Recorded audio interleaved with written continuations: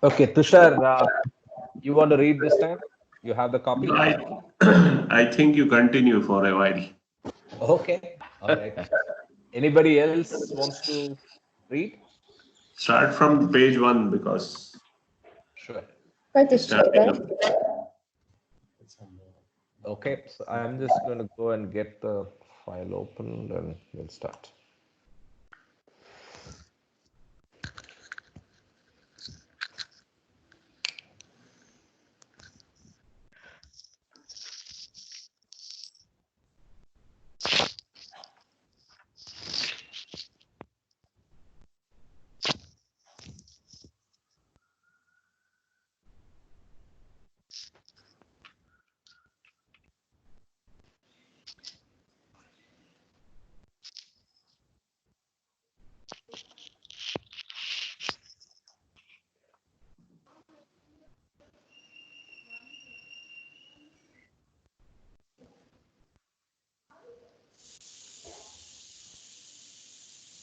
Jai Baba.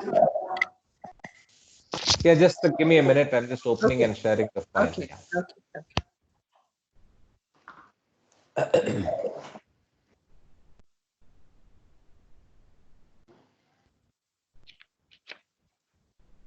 It's very interesting that Baba has given the name as writer Meher Baba. And it's not Meher Irani, or he has not given any, different name to it or anything. It's just Meher Baba. Interesting.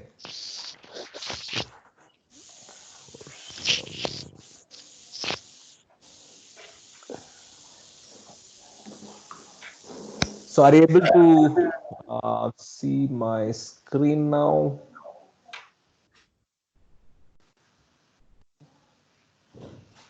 I see a KB.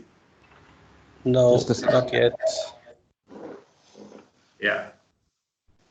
Yes, it just appeared. Yeah, so I'll just go to the meeting and open up the file.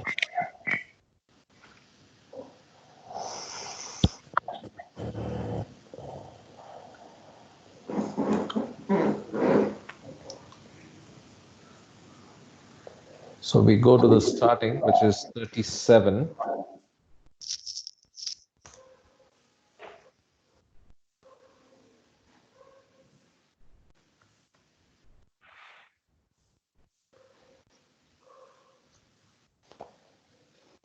Okay, part 1, Avatar Meher Baba's Jai, States of Consciousness. As I'm reading, I request all others to go to mute. As and when you want to speak, you can unmute and ask a question or talk about anything to interrupt. Thank you. Part 1, States of Consciousness. All souls, Atmas, were, are, and will be in the Oversoul Paramatma. Souls, Atmas, are all one. All souls are infinite and eternal. They are formless. All souls are one. There is no difference in souls or in their being and existence as souls. There is a difference in the consciousness of souls. There is a difference in the planes of consciousness of souls. There is a difference in the experience of souls, and thus there is a difference in the state of souls.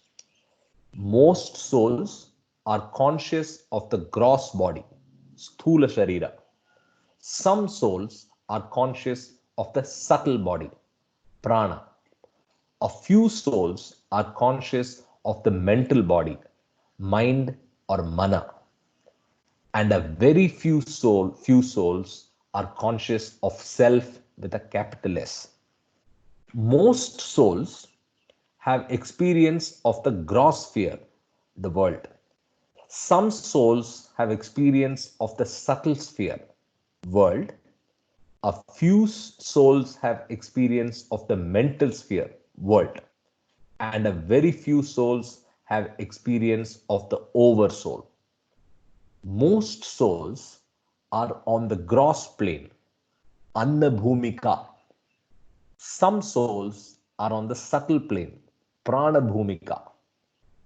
A few souls are on the mental plane, Manobhumika.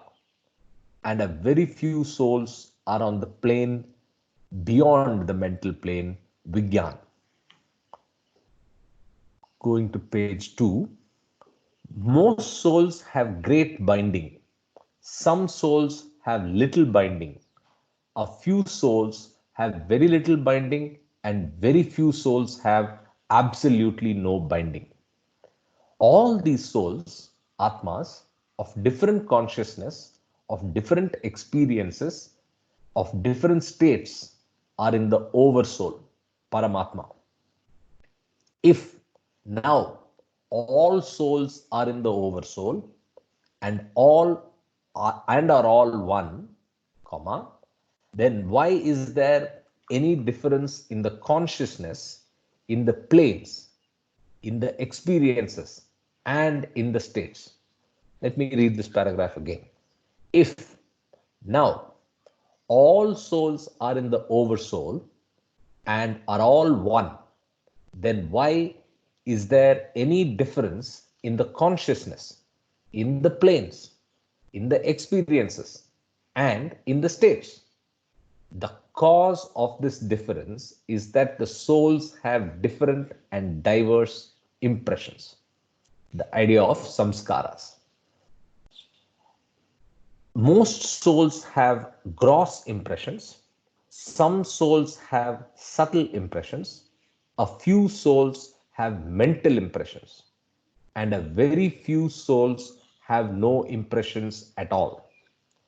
Souls having gross impressions, souls having subtle impressions, souls having mental impressions, and souls having no impressions are all souls in the oversoul, and all are one. Souls with gross impressions have consciousness of the gross body, Sthula Sharira, and have experience of the gross sphere. Souls with subtle impressions have consciousness of the whole body. Souls with the subtle impressions have consciousness of the subtle body, prana, and have experience of the subtle sphere. Souls with mental impressions have consciousness of the mental body, mana or mind, and have the experience of the mental sphere. Souls with no impressions have no consciousness of the self, soul, Atma, and have experience of the oversoul, which is the Paramatma. So here there is a footnote with a diagram. So he has described the states and what it is, the bodies and the spheres referred in the multiple traditions, Sufi and Vedanta. And there's also a reference to a specific chapter on in discourses, formations and functions of samskaras. With that, we go to states with the third page. Thus, souls with gross impressions experience the gross sphere through the gross body. That is, they experience different and diverse experiences such as seeing, hearing, smelling, eating, sleeping, clearing the bowels, and urinating. All these are experiences of the gross sphere. Souls with subtle impressions experience successively three planes of the subtle sphere through the subtle body, and in these three planes they have only the experiences of seeing, smelling, and hearing. Souls with mental expressions through the mental body or mind in the mental sphere experience only seeing, and this seeing is the seeing of God. Souls having no impressions through the self experience the infinite power, infinite knowledge, and infinite bliss of the oversoul. The soul that is conscious of the gross body is not conscious of the subtle body, not conscious of the mental body, and not conscious of self. The soul that is conscious of the subtle body is not conscious of the gross body, not conscious of the mental body, and not conscious of self, the big self. The soul that is conscious of the mental body is not conscious of the gross body, not conscious of the subtle body, and not conscious of self. The soul that is conscious of self is not conscious of the gross body, not conscious of the subtle body, and not conscious of the mental body. So it's progressive. The soul that has experience of the gross world does not have experience of the subtle world, nor experience of the mental world, nor does it have experience of the oversoul. The soul that has experience of the subtle world does not experience the gross world, nor does it have experience of the mental world, nor does it have experience of the oversoul. The soul that has experience of the mental world does not experience the gross world, nor does it experience the subtle world, nor does it have experience of the oversoul. The soul that has experience of the oversoul does not experience gross world, nor does it experience the subtle world, nor does it experience the mental world. That is, the soul that is conscious of self and has experience of the oversoul is not conscious of the gross body, subtle body, and mental body, and does not experience the gross, subtle, and mental spheres. This means that in order to have consciousness of self and to have the experience of the oversoul, the soul must lose consciousness of the gross, subtle, and mental bodies. But as long as the soul is impressioned either by the gross, subtle, or mental impressions, the soul consistently and respectively has consciousness of the gross body, subtle body, or mental body, and the gross, subtle, and mental experiences are persistently and necessarily undergone. The obvious reason for this is that as long as the consciousness of the soul is impressed by gross impressions, there is no way out except to experience these gross impressions through the gross body. I'll repeat this. The obvious reason for this is that as long as the consciousness of the soul is impressed by gross impressions, there's no way out except to experience these gross impressions through the gross body. Similarly, in all levels. So similarly, as long as the consciousness of the soul is impressed by subtle impressions, there is no way out but to experience these subtle impressions through the subtle body. Similarly, as long as the consciousness of the soul is impressed by mental impressions, there's no escape but to experience these mental impressions through the mental body.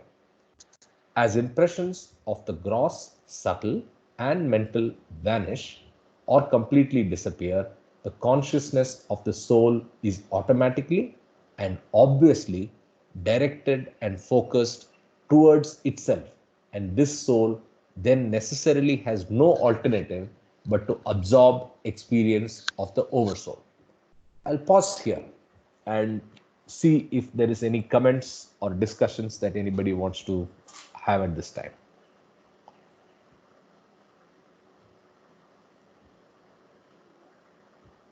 Okay. I have translate something in Hindi, but I feel it's going very well.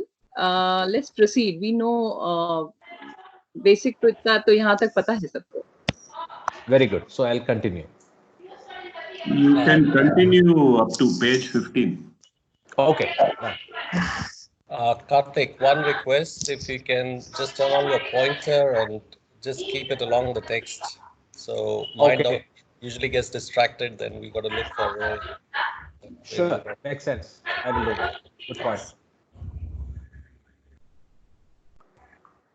Why did it close? Okay. All right.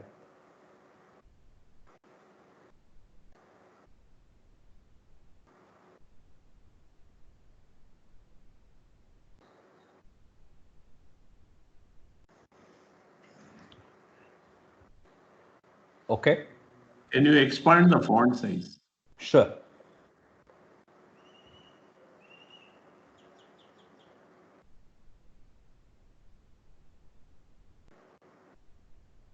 Is that better? Some more? Okay, I'm using the cursor as suggested. People can go back to mute. I'm starting from here.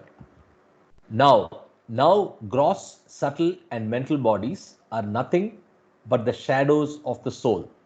The gross, subtle, and mental spheres, worlds, are nothing but the shadows of the oversoul. Gross, subtle, and mental bodies are finite, have forms, and are changeable and destructible. The gross, subtle, and mental worlds are false. They are zero, imagination, and just vacant dreams. The only reality is the oversoul. Therefore, when the soul, with its gross, subtle, and mental bodies, experiences the gross, subtle, and mental worlds, the soul actually experiences in reality the shadows of the oversoul with the help of its own shadows.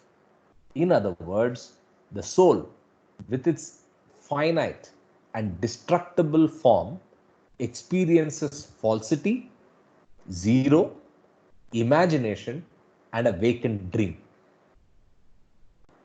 Only, only when the soul experiences the oversoul with itself does it experience the reality, the real with reality. When the soul is conscious of its gross body, then the soul identifies itself with the gross body and takes itself as the gross body. This means that the infinite, eternal, formless soul finds itself as finite, mortal, and having form. Impressions, samskaras, are the cause of this ignorance. In the beginning, the soul, which is eternally in the oversoul, at first acquires ignorance through impressions rather than acquiring knowledge. When the soul acquires a particular form, body or sharira, according to particular impressions, it feels and experiences itself as being that particular form. Soul, in its stone form, experiences itself as stone. According, Accordingly, in due course, the soul experiences and feels that it is metal, vegetable, worm, fish, bird, animal, man, or woman. Whatever be the type of gross form and whatever be the shape of the form, the soul spontaneously associates itself with that form, figure, and shape, and experiences that it itself is that form, figure, and shape. When the soul is conscious of the subtle body, then the soul experiences that it is the subtle body. When the soul becomes conscious of the mental body, then this soul experiences that it is the mental body. It is only because of impressions, nuksh e amal, or samskaras, that the soul without form, the infinite soul, experiences that it is veritably a gross body, sthula sarira, or a subtle body, prana, or a mental body, mana or mind. Sorry about the siren. The soul, while experiencing the gross world through gross forms, associates with and disassociates from innumerable gross forms. The association with and disassociation from gross forms are termed birth and death, respectively. It is only because of impressions that the eternal, immortal soul experiences. Uh, it is only because of impressions that the eternal, immortal soul, existing in reality without births and without deaths, has to experience births and deaths innumerable times. While the soul has to undergo this experience of innumerable births and deaths because of impressions, it has not only to experience the gross world, which is a shadow of the oversoul and which is false, but together with it, the soul has also to experience the happiness and misery, virtue and vice of the gross world. It is only because of impressions that the soul, which is beyond and free from happiness and misery, virtue and vice, has necessarily to undergo experiences of misery and happiness, vice and virtue.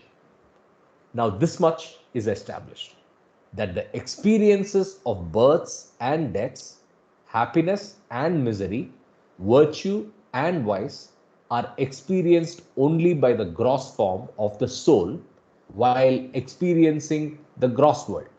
But the gross form of the soul is a shadow of the soul, and the gross world is a shadow of the oversoul. Thus, all experiences of births and deaths, virtue and vice, happiness and misery experienced by the soul are nothing but the experiences of the shadow. Hence, all that is thus experienced is false. Atma in reality is Paramatma. In order to clarify the relationship of Atma Paramatma, we compare Paramatma with an infinite ocean, a limitless ocean, and the Atma as a drop in this ocean. The Atma is never out of this limitless ocean, Paramatma. The Atma can never be out of Paramatma because Paramatma is infinite and unlimited. Now, how can the Atma come out of or have a place beyond the limitlessness of the limitless? How can the Atma come out of or have a place beyond the limitlessness of the limitless? Therefore, the Atma is in Paramatma. After establishing the primary fact that the Atma is in Paramatma, we go a step further and say that Atma is Paramatma. How? For example, let us imagine an unlimited ocean. Let us also imagine that we separate or take out one iota of ocean from the limitless expanse of this unlimited ocean. It follows then that this iota of ocean, while in the limitless ocean, before separation is ocean itself and is not there in the shoreless ocean as an iota of the ocean, because every iota of ocean, when not limited by the limitations of a drop, is unlimited ocean. It is only when an iota of ocean is separated from the unlimited ocean or is taken out of the unlimited ocean as a drop that this iota of ocean obtains its separate existence as a drop of the shoreless ocean, and this iota of ocean begins to be looked upon as a drop of the unlimited ocean. In other words, the infinite, unlimited, and limitless ocean itself is now looked upon as merely a drop of that infinite, unlimited, and limitless ocean. And in comparison to that infinite, unlimited, and limitless ocean, this iota of ocean or this drop of the iota of ocean is most finite and most limited with infinite limitations.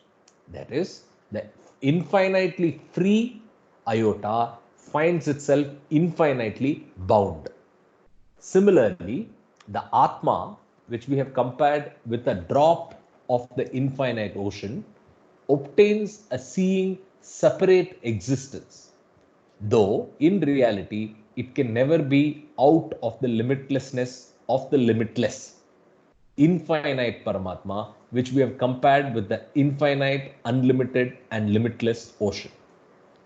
But just as the iota of ocean acquires its limitation as a drop through being in the form of a bubble on the surface of the ocean, and the bubble bestows upon the iota of ocean an apparently separative existence from the infinite ocean. Likewise, the Atma, which is in Paramatma and is Paramatma, apparently experiences separative existence from the infinite Paramatma through the limitations of a bubble of ignorance with which the Atma shrouds itself. No sooner does the bubble of ignorance burst than the Atma not only finds itself in Paramatma but experiences itself as Paramatma. Through this limitation formed by the bubble of ignorance, self created by the Atma apparently inherits a separative existence from Paramatma. And because of this self created separativeness from infinite Paramatma, the Atma, which is itself infinite, unlimited, and limitless, apparently experiences itself as most finite with infinite limitations. With that, we move to part 2, the initial urge and the journey of evolving consciousness. Any questions before we go ahead? I take that as a no. Let us now think of one unconscious soul. In the beginning, the soul had no impression, samskaras, and no consciousness. Therefore, at this stage or in this state, the soul had no gross form or body, subtle body, or mental body, because only the existence of gross, subtle, and mental impressions can give existence to gross, subtle, and mental bodies, and only the existence of these bodies can make possible the existence of gross, subtle, and mental worlds. Hence, in the beginning, the soul had no consciousness of gross, subtle, and mental bodies, and was also unconscious of its own self, and the soul then naturally had no experience of the gross, subtle, and mental worlds, and also had no experience of the oversoul, which is Paramatma. This infinite, impressionless, unconscious, tranquil state of the soul reverberated with an impulse which we call the first urge to know itself. The first urge was latent in Paramatma.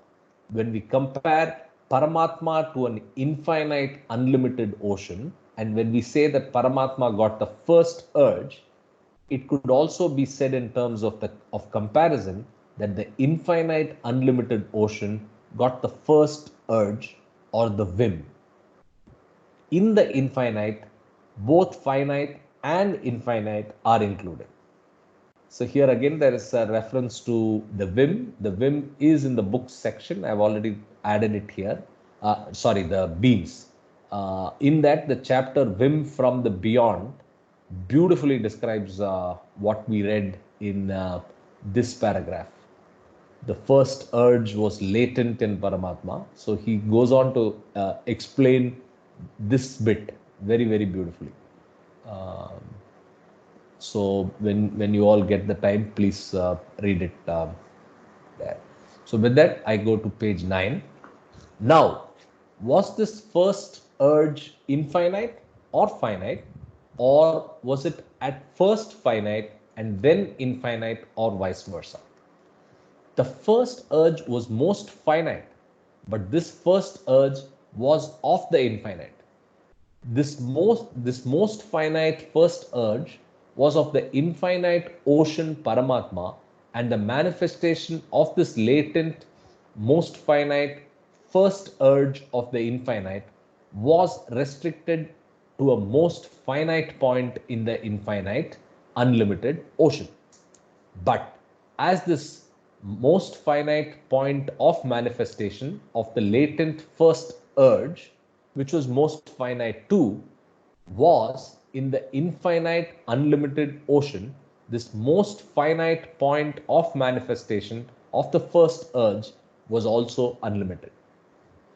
Through this most finite point of manifestation of the first urge, also most finite, the shadow of the infinite, which shadow when of reality is infinite, gradually appeared and went on expanding.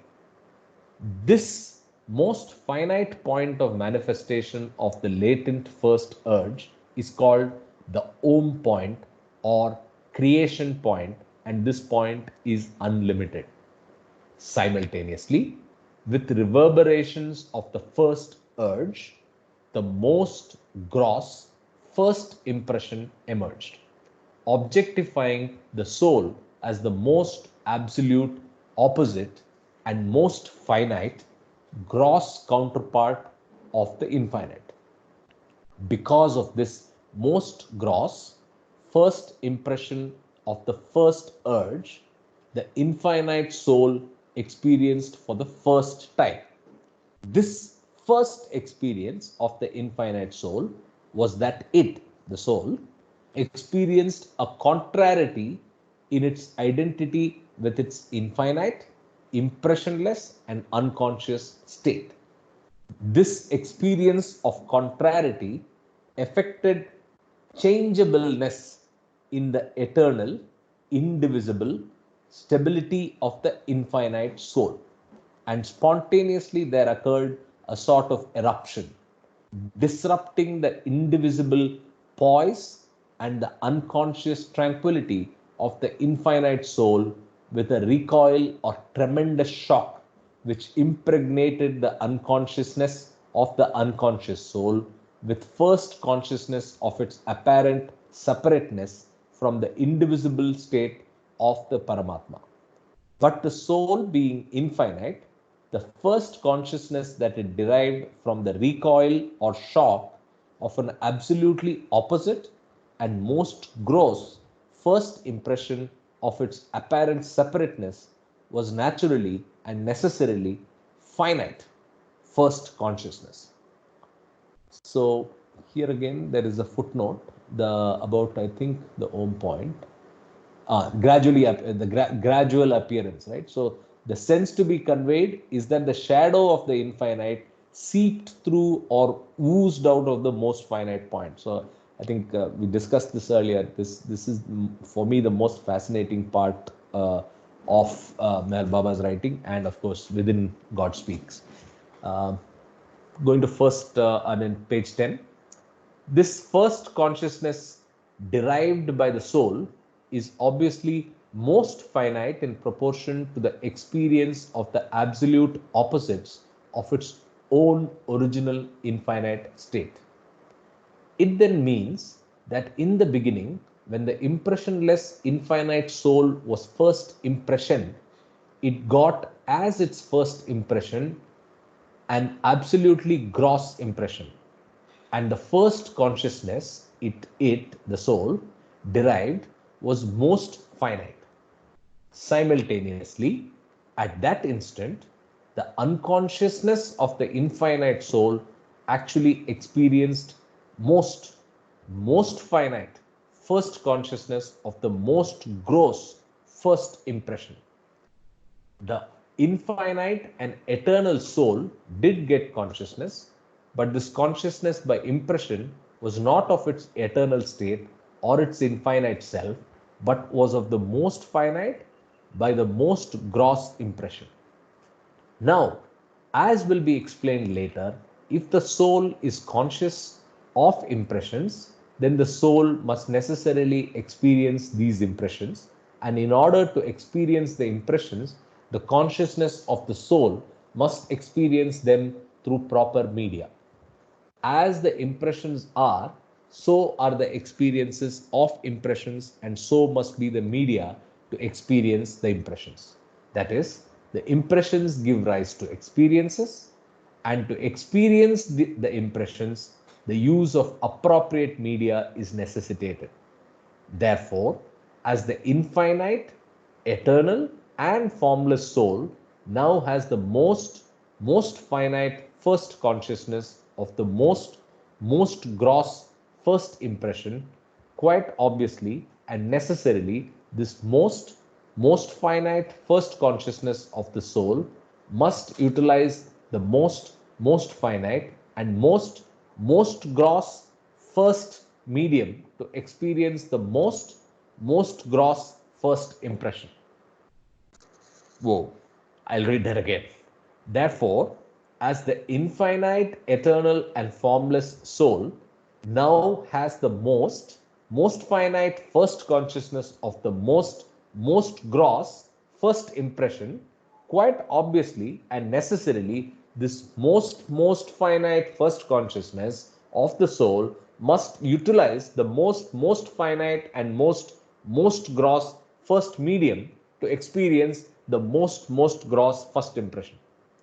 At this stage, it suffices to mention here, for the limited human understanding, that the most finite first consciousness of the soul, while experiencing the most gross first impression, centered itself in an appropriate most finite and most gross medium, imperceptibly tending the soul without form to associate and identify its very infinite eternal self with this most gross and most finite limited form as its first medium. The first consciousness of the indivisible soul, experiencing the first impression through the first medium, creates a tendency in the soul to associate and identify its eternal infinite self with the first form, the most finite and most gross, and which has as the seed of the contrariety spontaneously sown by the reverberations of the first urge, imperceptibly germinated and manifested for the first time in the shape of duality. When it is made to associate and identify itself by its newly gained consciousness with the finite, gross form of odd medium, the consciousness of the soul actually makes the infinite, eternal, indivisible soul without form experience that it is that finite gross form. Thus, the consciousness gained by the unconscious soul, instead of experiencing reality through unity and identity with the oversoul, experiences illusion through duality and identity with the gross form, multiplying diverse, innumerable impressions in a series of experiences while associating with the gross form and gradually gaining or evolving more and more consciousness.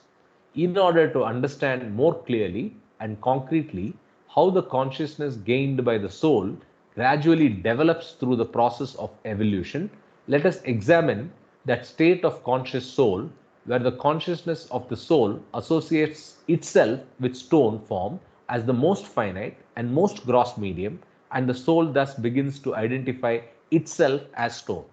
Actually, the consciousness of the soul utilizes the stone form only after innumerable cycles of and ages of diverse experiences through diverse species of forms, of which there are seven major different kinds of most finite and most gross gaseous forms, which cannot even be concretely grasped nor imagined by ordinary human beings. It is for convenience that we begin with that state of conscious soul when it just begins to associate and identify itself with the stone form. In stone form, too, there are varied species, and the consciousness of the soul has to utilize each and all of these species as appropriate media, one after the other, in accordance with the diversity of impressions of the soul, to experience varied and countless impressions gathered one after the other in stone form. If we take stone as a medium for most gross impressions, it follows that the soul, which is eternally in the oversoul, now with most finite consciousness, experiences the most gross impressions through the medium of stone form. It is thus that the infinite, indivisible, eternal soul without form, which is eternally in the oversoul, while experiencing the most finite gross impressions through its own most finite consciousness utilizes the most finite gross medium of the first most species of stone. First most meaning the very, very first. And the soul is thus imperceptibly, though spontaneously, made to identify itself as stone. After ages and cycles, the most finite gross consciousness is gradually much more evolved in the soul by innumerable and varied experiences of the most gross finite impressions through the identification of the soul with the first most species of stone. Eventually, when a limit to having experiences is reached, the identification of the soul with the firstmost species of stone is gradually disassociated and that stone form is dropped.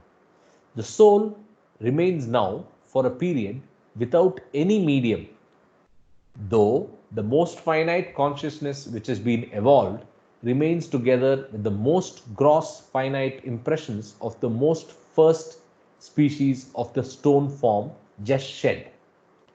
Thus, the soul, now without any medium or form, is conscious of the most finite impressions, samskaras, but as long as the consciousness is centered in impressions, the soul must necessarily experience those impressions.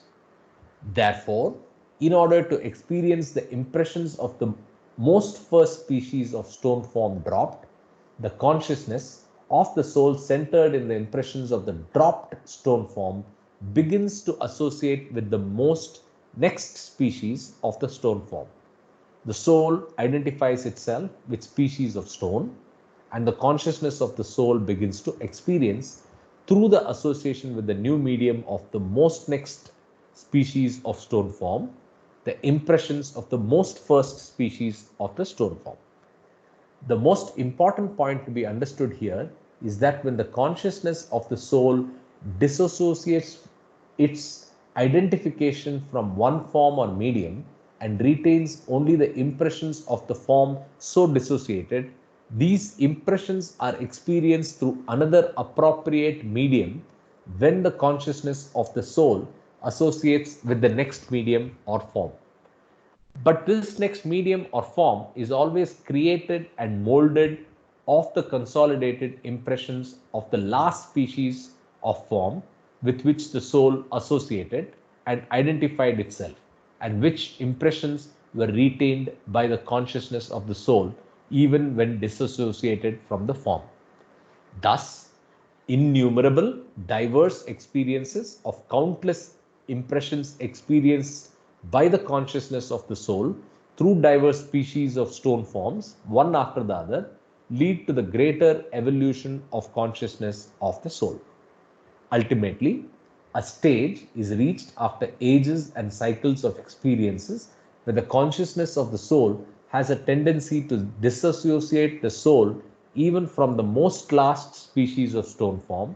And although the most last species of stone form is dissociated from the or dropped by the soul, the most finite consciousness evolved thus far remains together with the most finite gross impressions of the most last species of stone form dropped. The soul, now without any medium or form, is conscious of the most finite gross impressions, samskaras, of the most last species of the stone form. The soul must necessarily experience these impressions. Now, in order to experience the impressions of the most last stone form, the soul associates and identifies with another medium, the metal form. The medium of the metal form is but the mold of the impressions of the most last species of stone form. In other words, the most first species of metal form is created and molded of the most last species of stone form impressions. It is thus that the infinite eternal soul without form, which is eternally in the oversoul, experiences through evolved consciousness the most gross, finite impressions of the most last species of stone form, while associating and identifying itself with the most first species of metal form. There are diverse species of metal form, just as there are of stone form, and the consciousness of the soul utilizes these diverse, innumerable species of metal form as media through which to experience the diverse and innumerable experience impressions gathered. Thus, the evolution of the consciousness of the soul gains and gathers momentum. I will stop here for today. We are finishing with the 13th page uh, because the whole idea was also to do this together and use this as a way to understand things that we don't. So, any thoughts, any inputs, any questions, any discussion points? I would like to say that the feelings of souls and cells, which are with capital and which are with small cap, there's Sure. between them, and we'll discuss this later. But if you notice on page 10, Mm-hmm. soul is used in capital for the first time, and the self, its capital, is all throughout mostly. Correct. Yeah. Okay, and I would Oh, like to yeah. ask a question whether God Speaks was written first or discourse. Discourses. What is it? A gap, time gap. I do not know, but there are multiple editions of discourses. But I know that the first edition of discourses was way before God Speaks, at Okay. least 10, Because 15 years. discourses uses the terminology of the esoteric world. Here, Okay. the terminology is very different. Probably this is written for lay people. Hmm, hmm, hmm. Correct. So I didn't notice that. That's a good point. The first time he is using the soul with the capital, and of course you are right. Everywhere, self is always capital. That, that is what he has written. Is self and self, small cap and large cap Mm-hmm. meanings. Small is actually the soul. Here he uses soul for Atma. In the Western world, soul is used not for Atma but as a vehicle of spirit. Yeah. Yeah. Okay. So soul has more vehicles. So, vehicle of spirit. Spirit Yeah. is somewhere very close to the capital self. Correct. So Body self. anybody read Vim, the beams? No, not me. Okay, you should try to read it. I'll just open it up here if you want. I'll just show you where to find it. So these are the books authored by Baba, and here is Beams. So I put a whole collection of books here. You can still see my screen, correct? Yes. Yeah. So this is the God Speaks Study Group library. So if you look at this first chapter, right, just this much, 7 to 11. Please read it. Okay, okay. Okay. How Yeah, many because books has Baba written? I'm sorry, I'm quite a kindergarten student. नहीं नहीं I am a kindergarten student too मैंने भी कोई order से collect नहीं किया है just is the books that I find I keeping in a particular cloud folder that whole cloud folder I moved here. So many I think I have all of the trust books both written by Baba and where the copyright is held by the trust. They have made a decision to convert it to PDF and publish it progressively again because they need a lot of time on the web. And I think I have almost all of those books. So I do not know, but let me see how many we have. I have another very basic question. These Sure. books were dictated by Baba Mhm. when he was speaking, or when he was on the board, or when he was with science. Uh, very it depends on when each of those books were written. By the time God Speaks was written, again, I'm not an authority. I'm just telling you from inferences on commentary that I've heard for each of these, for some of these books. God Speaks was already not speaking, so it was a handwritten manuscript which went through multiple rounds of Correct. checking and editing, Yes. and Baba has edited it personally Each multiple and every times after it page, came back. each and every sentence is checked by Baba. So it Correct. is by Baba fully. Yes. The book is by Baba. Correct. So in fact, he has used the word that each word is charged. So he says that Yes. the book and each word is charged, and he has made. There are anecdotes of how he has told people, even if you don't read it, keep it under your bed. I mean, under It's your head it's as a an will. instruction. It's an instruction on the book itself. If you Correct. have original copy at the back cover, the Hmm. instruction is written very clearly. Correct. Once you start, you have to finish the book. In Yeah. my case, I Yes. have always kept it on This my is, head. this That's is why very nothing I call important. When him. you start the book, please complete it. Complete the session, which is very important. Yes, Sure. And that's complete in the minimum time. So that's the one thing. So Very that important. I think you are very helpful, Nehaji. Your idea of using the lockdown was very appropriate because Yeah. everybody has saved time from their commute and saved time from their normal lives. Many of us are working from home, but surely we can But spare please one ask hour each till and 15, everyone 20. because if it is convenient for, or, you know, No, Yeah, everybody yeah. has accepted take already. everyone's suggestions. I will suggest that we have 1 hour extra on Saturdays so that we can discuss the whole week's reading. Or Saturday and Sundays. I didn't hear you Sure. fully, Tushar. You said 1 hour Once extra. a week, we should have 1 hour extra. Okay, makes sense. So maybe what we'll do is we will do that next Saturday. So next Saturday we will maybe both Saturday and Sunday we'll have half an hour extra. Yeah. Yeah. So So before I go ahead, I know we have 5 minutes to go. I wanted Is to there any continue. doubt?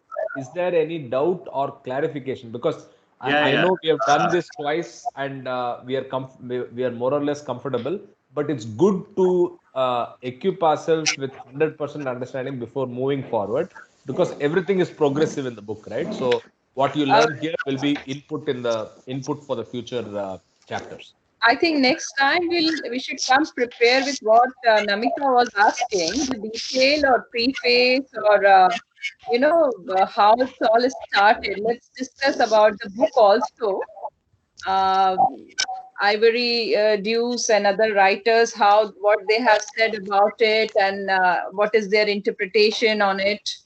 So let's discuss everything about God Speaks also, and then we can go further with the chapters and with the book.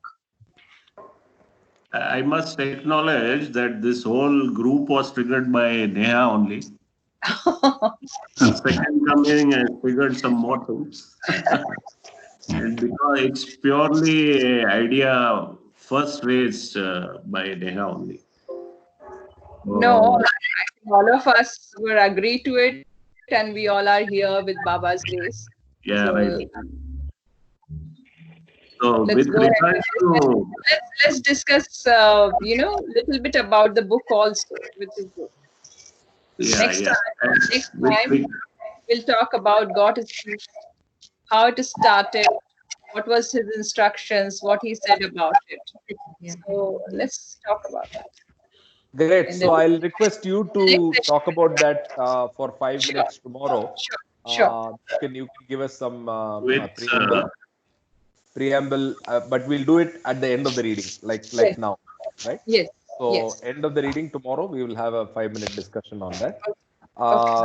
Uh, Again, I request you to spend 5 minutes or 10 minutes during the day and read that chapter seventh to 11th page of Wims. And as I said, you can actually, if you're just finishing the call, you can just disconnect the call and see it in files. Just go here, go to Teams, go to there, you will see general, you just see files. Then you just go and look for beams here, and you can read 7 to 11 if possible. Uh, Otherwise, do it anytime during the day. But for me, that part is very fascinating. That was my connect to God speaks. In fact, Baba, because for me, the whole idea of creation and why creation itself happened was not answered by any person or any school of thought as clearly as by the Vim. So Vim Yes. was the aha moment for me. So it, so it was The just book itself is a aha moment for all of us. yes, absolutely. But then It says so much, and it has a very different. Baba has a very, because he has gone through, he has experienced soul. So we are fortunate ones. indeed. Indeed, yeah. There are 2 points I wanted to say. The one thing is read page 54 to 68 in discourses. It's about sanskaras, formation, and functioning.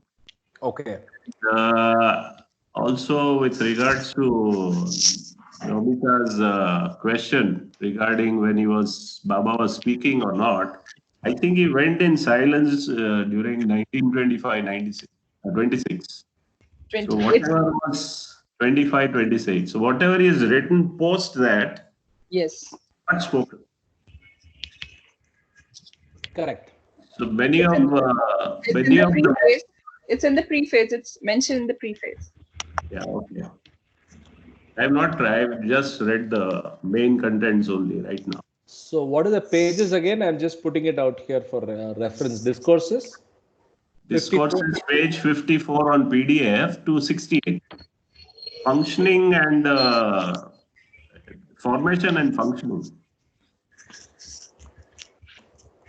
And of course, along with the first 2 chapters of Beam, as you suggested. Yeah, I'll write that as well. Both have to be read together. So there'll be some clarity on whatever we have read so far. Correct. Can I have a suggestion regarding the Sure. reading? Beams is another beauty. Sure. Go ahead, Mama. This continuous reading without a break is a bit difficult for me to follow. Okay. So Okay, there so can maybe be we sort can. of a small gap every page, or some important element which has ended or new thing begins. That can keep us old people awake. Yeah, I'll suggest something with regards to this. Yes. Just read 10 pages per day, which will Okay. come book. Okay. After reading 5 pages, take a 10-minute break. Okay. Yeah, I am not suggesting a It's very not long break. practical. It's not Here and there, practical. we can just No, break up. it's not practical. Please. Ah. It's not practical. No. No, What I but am I telling think is, as we read a chapter Let's have here, a complete focus session, and we can discuss in between. So while discussing, you can, when we are discussing, if you like to have a gap, you can take keep that your yeah, tea next to you, your water or whatever, juices, and sit with us. But taking a gap in between is difficult to come back. Gap Okay. is not what I agree as well, Nehaji. Yes. But I think his point is well taken. Yes. If there is a way to either break the monotony or I have think today we all have, gone through this all pages before. So today it was all like we were just reading, but Correct. I'm sure not for the rest of the sessions. Correct. So that's what. So we'll by see how it goes. Yeah. what I meant by break was take Discussion. 5 minutes to discuss, not for Correct. tea or Understood. anything. Understood. So that breaks the monotony. Yes. Oh. Perfect. Okay. So we will evolve that way. Maybe even two, 3 I mean, it has to be a logical point where we can break and discuss. Like I was very Yes, yes. tempted. I was very tempted to stop and discuss more around creation because that's what I am excited about. But we did that last time, so I kept going. So as we go and find spots which are important to confabulate on and discuss or even clarify, because I may not understand, you may not understand, anybody can have a point of view. Let us take a pause and discuss it. This is I'm a learn. translating pages in Hindi also, Okay. but not the complete translation, but the gist of it. Okay. So I think that will also helpful if anyone. Yeah, I I'll think be very interested in that. okay, lovely, Yeah, lovely. So yeah. next time we do that. Great. Thank you very much. Thank you. I missed something that I wanted to do. Maybe we will start with that tomorrow. We'll just do a 2 minute silence and prayer for all the people affected with COVID-19 all over the world. We are doing this for learning, and along with learning, I'm sure a little bit of prayer for the globe, for the people affected by this is a good idea. So tomorrow, before we start, we will do a 2 minute prayer. Yes, very good idea. Yeah. Okay, okay. Jai Okay. Baba. Jai Baba. Jai Thank you. Jai Jai Baba. Jai Jai Baba. Baba. Baba. Thank you, Baba. Thank you, sir. Yeah, thank you, Baba. Thank you, Thank Baba. you, everyone. Thank you, Baba. Thank you, everyone.